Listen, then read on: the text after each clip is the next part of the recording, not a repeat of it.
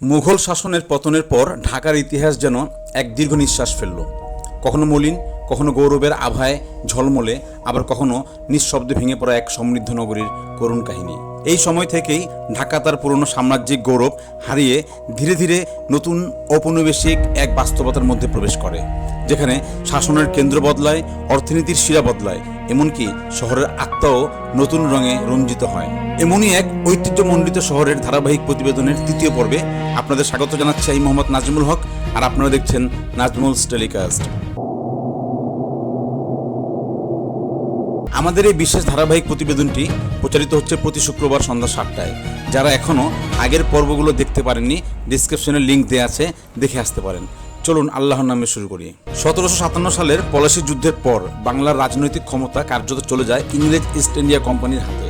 যদিও ঢাকা তখনও বাংলার একটি গুরুত্বপূর্ণ শহর, তবু রাজধানীর মর্যাদা হারিয়ে এটি ধীরে ধীরে প্রাদেশিক নগরে পরিণত হতে থাকে। মুঘল আমলে যে ঢাকা ছিল মুসলিমের শহর, সোনালী বুননের রাজধানী, সে শহর এখন ক্রমে হারাতে থাকে তার শিল্প ও বাণিজ্যের প্রাণ। কোম্পানির বাণিজ্যিক নীতি স্থানীয় তাঁতশিল্পকে ভেঙে দেয়। বিশ্ববিখ্যাত মুসলিম ধীরে ধীরে ইতিহাসের পাতায় বিলীন হতে শুরু করে। শহরের অলিতে গলিতে যে সমৃদ্ধ কারুশিল্পের শব্দ শোনা যেত, তা ক্রমে স্তব্ধ হয়ে যাচ্ছে। 1800 শতকের শেষ ভাগ থেকে ব্রিটিশ প্রশাসন ঢাকাকে নতুনভাবে সাজাতে শুরু করে।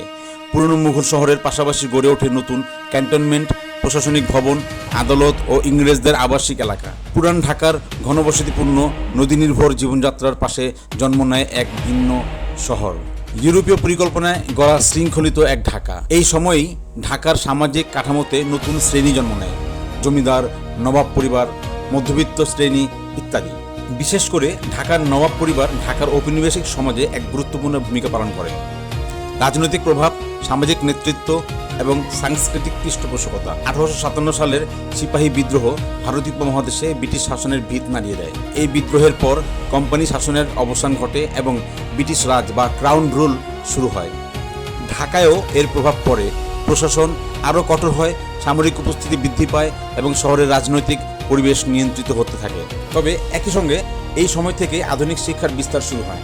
ইংরেজি স্কুল, কলেজ, মিশনারি শিক্ষা প্রতিষ্ঠান ঢাকার বুদ্ধিভিত্তিক জগতে এক নতুন আলোর দ্বার খুলে দেয়। 19 শতকের শেষ ভাগে ঢাকা আবার ধীরে ধীরে প্রাণ ফিরে পেতে শুরু করে।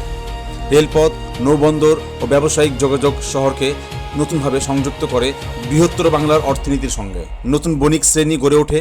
কাগজ, ছাপাখানা এবং সংবাদপত্রের মাধ্যমে শহরে বুদ্ধিভিত্তিক চর্চা বাড়ে। এই সময় ঢাকার নবাব পরিবার ও জমিদার শ্রেণীর পৃষ্ঠপোষকতায় সাংস্কৃতিক জীবনও সমৃদ্ধ হয়।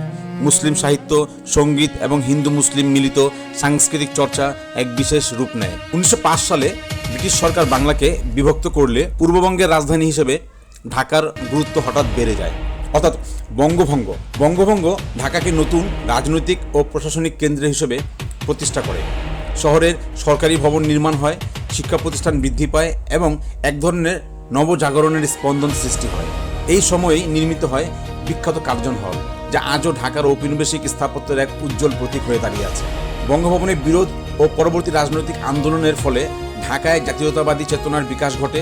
ছাত্র আন্দোলন, সাংস্কৃতিক সংগঠন এবং রাজনৈতিক সভা শহরকে এক নতুন পরিচয়ে গড়ে তোলে, যেখানে ঢাকা শুধু প্রশাসনিক শহর নয়, বরং চিন্তা ও প্রতিরোধের কেন্দ্র হয়ে ওঠে। এইভাবে ব্রিটিশ শাসনাধীন ঢাকা এক দীর্ঘ যাত্রা অতিক্রম করে। মুঘল ঐশ্বর্যের ধ্বংসস্তূপ থেকে শুরু করে ঔপনিবেশিক আধুনিকতার পরীক্ষাগার হয়ে শেষ পর্যন্ত এক জাগ্রত নগরীতে পরিণত হওয়ার পথে এগিয়ে যায়। আর প্রতিটি গলি, নদী, স্থাপত্য ও মানুষের জীবন আজও সেই ইতিহাসের ছায়া লুকিয়ে আছে। অর্থাৎ মানুষের জীবনে আজও সেই ইতিহাসের ছায়া লুকিয়ে আছে, নীরব কিন্তু গভীরভাবে জীবন্ত। ধারাবাহিক প্রতিবেদনের তৃতীয় পর্ব আজ এখানেই শেষ করছি। যদি ভালো লেগে থাকে তাহলে সাবস্ক্রাইব করে সঙ্গে থাকুন, আর যেখানেই থাকুন ভালো থাকুন, সুস্থ থাকুন এবং নিরাপদে থাকুন। ফি আমানিল্লাহ।